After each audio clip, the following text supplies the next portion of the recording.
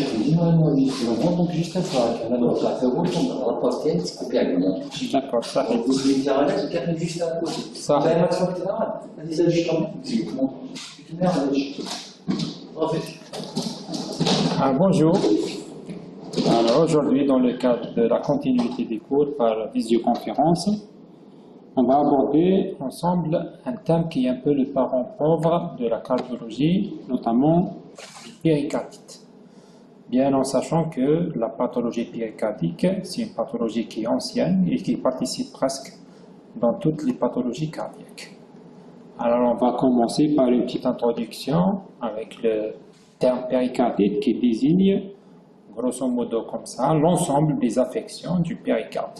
Alors comme vous voyez, il y a le suffixe "-ite" qui est normalement supposé avoir une inflammation et il faut réserver quand même le terme péricardite aux affections péricardites qui sont d'origine inflammatoire. Alors la péricardite aiguë, qui est le thème de notre cours, est un tableau clinique qui fait de douleurs thoraciques avec un fébricule, avec ou sans épanchement péricardique. Parce qu'on a des péricardites associés avec un épanchement péricardique et les péricardites sans épanchement péricardique, qu'on appelle également les péricardites sèches. Les péricardites liquidiennes, c'est une péricardite avec un épanchement liquidien péricardique de différentes natures. Donc, c'est des formes cliniquement qui sont latentes, mais radiologiquement impressionnantes. Mais au contraire, on peut avoir des tableaux qui sont fortement symptomatiques avec une grande variété de liquides intrapéricardiques qui sont possibles en fonction de l'étiologie ou bien de l'origine de cet épanchement péricardique. D'autres terminologies, vous allez y trouver notamment la tamponnade cardiaque ou bien la tamponnade péricardique, qui n'est pas une affection en elle-même, mais plutôt un état physiopathologique qui est vite mortel. Dans un tableau de choc cardiogénique par un tableau d'adiastolie avec effondrement de la précharge ventriculaire, c'est-à-dire qu'il va y avoir une augmentation brusque ou bien rapide de la pression intrapéricardique qui va comprimer le péricarde et le décès va, en dehors de toute thérapeutique, va survenir dans un tableau de choc cardiogénique par une adiastolie. Alors cette tamponnade péricardique ou bien cardiaque survient parfois avec une période longue, plus ou moins longue, d'un épanchement liquidien qui semblait auparavant peu menaçant. Une autre entité nosologique, notamment les symphyses constrictives péricardiques ou bien les péricardites constrictives ou bien ce qu'on appelle également les constrictions péricardiques. C'est un tableau d'adiastolie chronique, volontiers torpide, d'installation le plus souvent insidieuse et qui occasionne une gêne majeure au fonctionnement péricardique. Sur le plan clinique, la péricardite aiguë est un tableau clinique douloureux et fébrile avec ou sans épanchement péricardique. Alors, les signes cliniques majeurs sont la douleur, la dyspnée, la fièvre et plus ou moins le frottement péricardique quand on arrive à l'entendre. Pour la douleur thoracique, c'est une douleur un peu particulière, c'est une douleur précordiale ou bien c'est une douleur thoracique qui est un peu rétrosternale comme ça. Parfois elle est basée thoracique avec des irradiations vers le dos et notamment vers la région sous-clavière ou bien sous-claviculaire. C'est exceptionnel qu'on va trouver des douleurs qui ont une irradiation vers la mandibule ou bien le membre supérieur gauche. Alors cette douleur, elle est généralement constrictive, elle peut évoluer d'une manière permanente, c'est-à-dire quand elle survient, elle ne disparaît pas, mais parfois elle va évoluer par des vagues paroxystiques. Cette douleur, elle peut être intense ou bien parfois elle va se résumer à une simple gêne thoracique.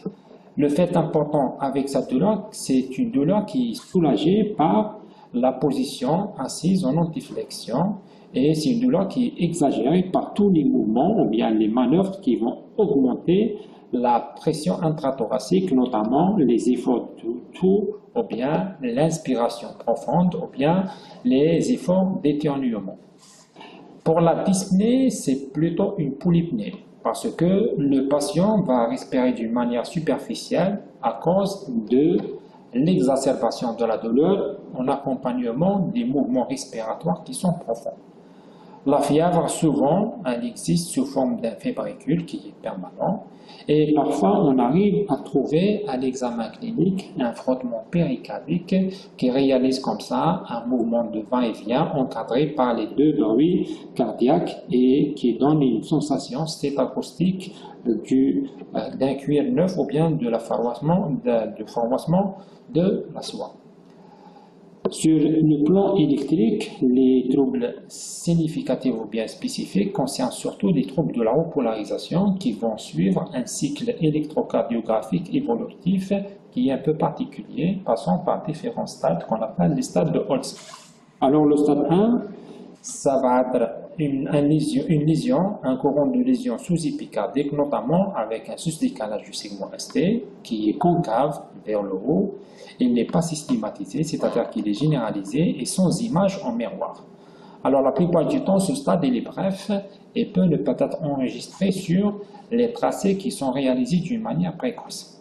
L'évolution va continuer vers le stade 2 où l'onde de T va se négativer ou bien devient déphasique alors que le segment ST essaie de retourner à la ligne isoélectrique. Puis le stade 3 où les ondes de T qui sont pointues, symétriques, se négativent dans toutes les dérivations. Puis en dernier lieu, le stade 4 où le CG va reprendre son aspect normal plus ou moins rapidement. Donc les ondes T négatives au stade 3 vont persister plusieurs semaines après la disparition des autres signes cliniques. D'autres signes électrocardiographiques sont possibles, notamment un sous-décalage du segment PQ ou bien du segment PR en sens inverse de l'onde de P, qui doit souvent être examiné car il est souvent discret et inférieur à 1 mm et reste bref et surtout dans les dérivations inférieures ou bien en aviaire.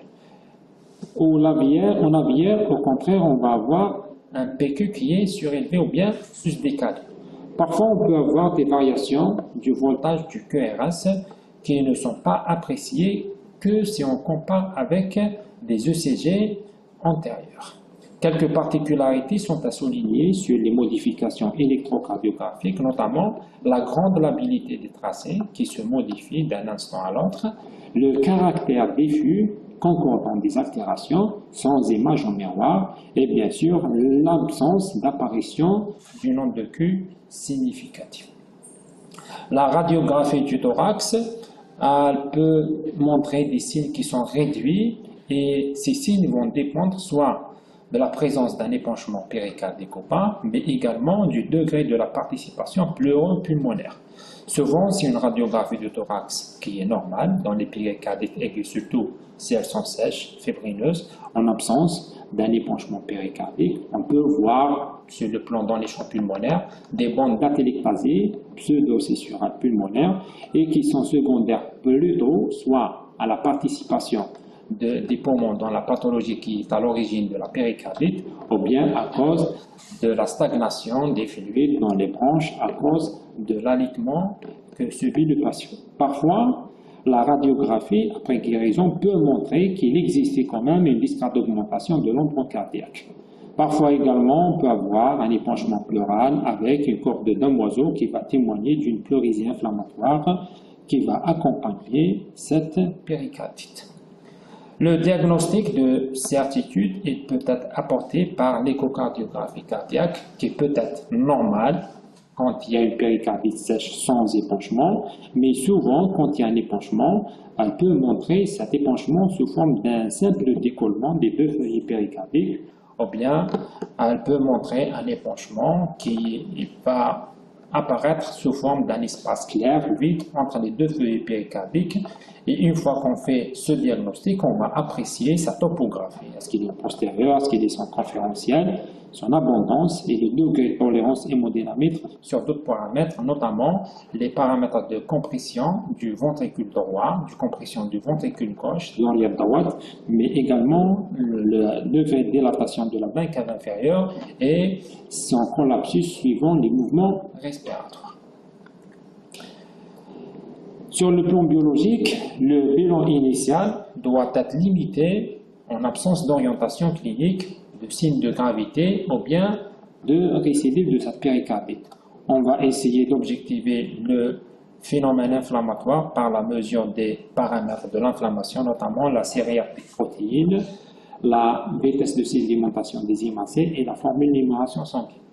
On peut également apprécier la participation myocardique, notamment en faisant le dosage des biomarqueurs de nécrose myocardique, parce que souvent il y a une participation myocardique par les couches sous-épicardiques.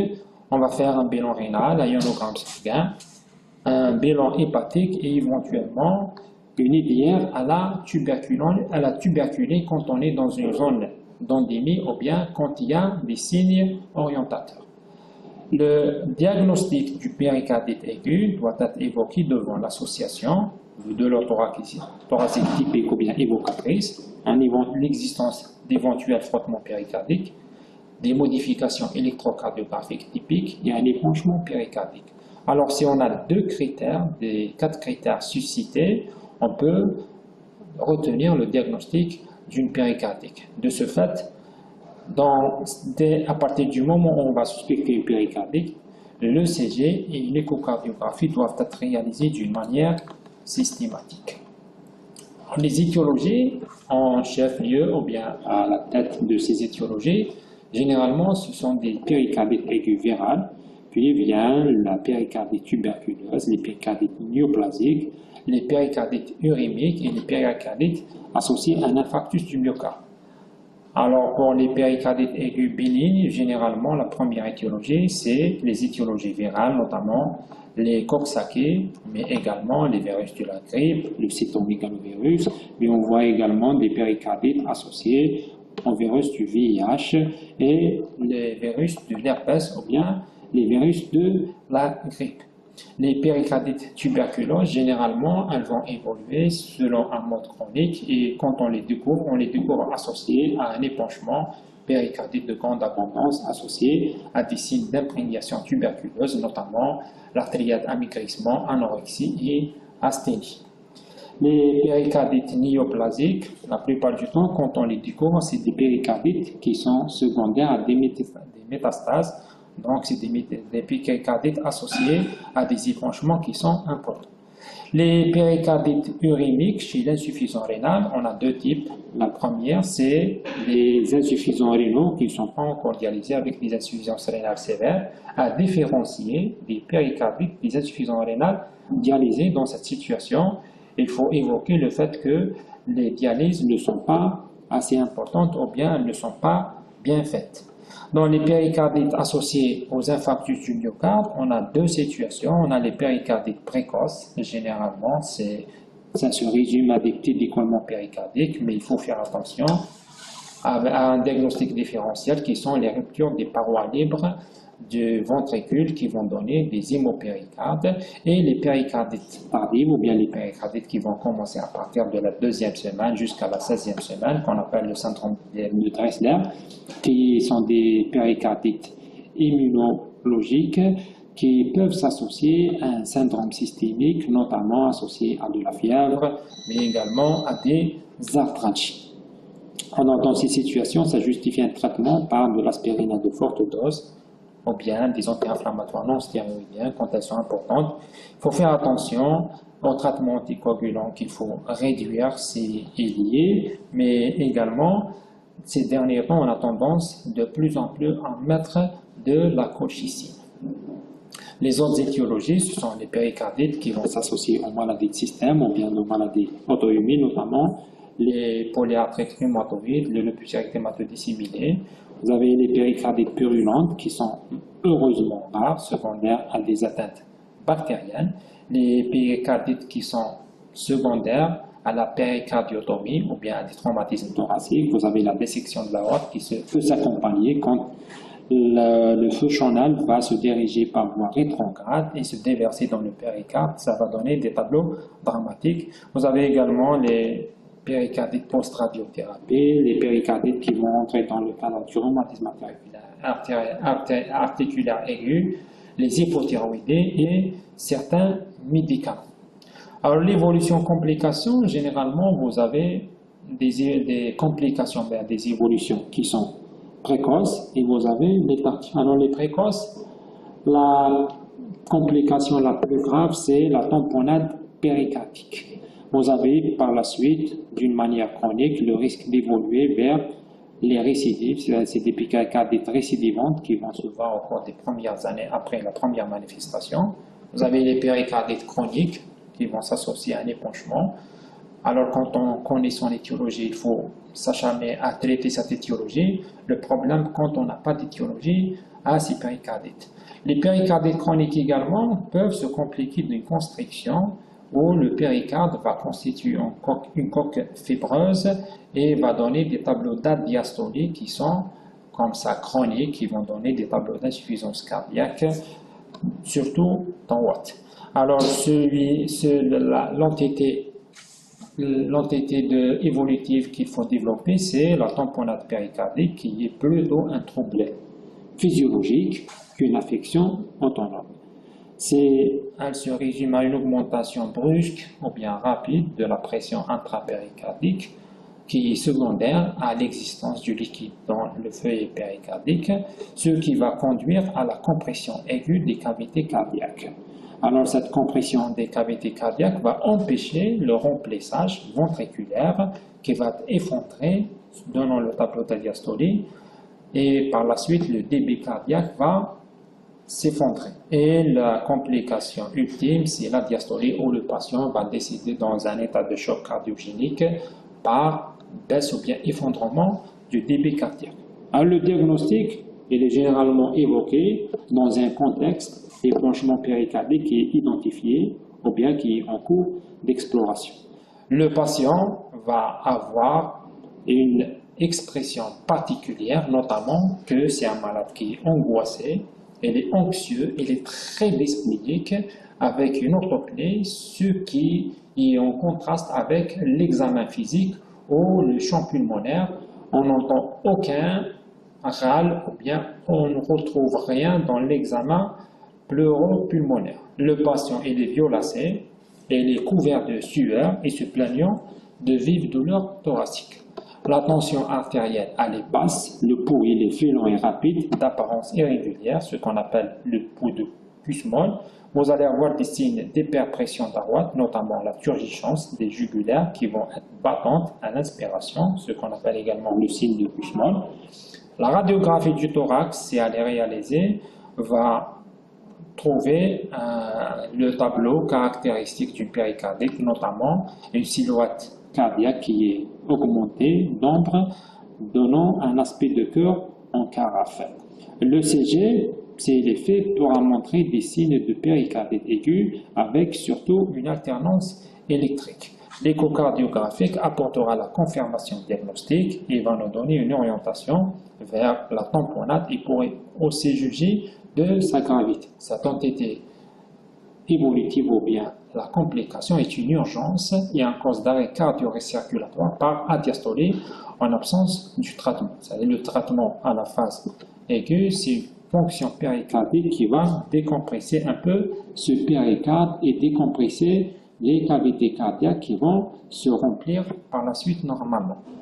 Le traitement, ça va faire surtout appel aux thérapeutiques, après les mesures non thérapeutiques, c'est-à-dire il faut exiger du repos, il faut hospitaliser les patients qui vont montrer des signes de gravité pour les surveiller. Alors, le traitement médicamenteux, généralement, c'est de l'aspirine à une dose anti-inflammatoire, c'est-à-dire à 700 à 1000 mg 3 fois par jour pendant 1 à 2 semaines, bien sûr, sous contrôle des symptômes de l'épanchement et du bilan inflammatoire. Puis, il faut faire une dégression progressive de 250 à 500 mg chaque 1 ou bien 2 semaines. Comme alternance, on peut donner des anti-inflammatoires non stéroïdiennes, par exemple l'ibuprofène à la dose de 600 mg par 8 heures, chaque 8 heures, pendant 1 à 2 semaines, puis il faut faire une dégression de 245 à 400 mg chaque 1 à 2 semaines. Alors cette dégression, il faut la faire pour surtout éviter les rechutes ou bien les récidives. Ces deux anti-inflammatoires doivent être associés à la colchicine à la dose de 0,5 mg par jour si le patient pèse moins de 70 kg ou bien 0,5 mg par jour, 2 fois par jour si le patient dépasse les 70 kg pendant 3 mois. Puis la décrétion, elle n'est pas obligatoire, mais il est possible de faire une décrétion. Alors, il faut bien sûr surveiller sur cette péricardite sur le plan biologique, avec une surveillance des transaminases, la surveillance des CPK et de la formule, pour essayer de détecter les effets secondaires ou bien les complications du traitement par Cochicine. Il faut associer aux anti-inflammatoires une protection gastrique, notamment par les IPP. Alors, une note importante, c'est que les corticoïdes ne sont pas indiqués dans les péricardites aigus bénignes. Parce que, en théorie, il y a un risque de réplication virale et donc une récidive. Ils peuvent être envisagés en cas de contre-indication aux autres anti-inflammatoires non stéroïdiens, à l'aspirine et à la colchicine, bien sûr après une exclusion d'une étiologie infectieuse ou bien quand il y a une pathologie qui nécessite la mise sous corticothérapie, en même temps qu'il va s'associer à une péricardite, notamment les pathologies auto-immunes ou bien les maladies de système. Et je vous remercie.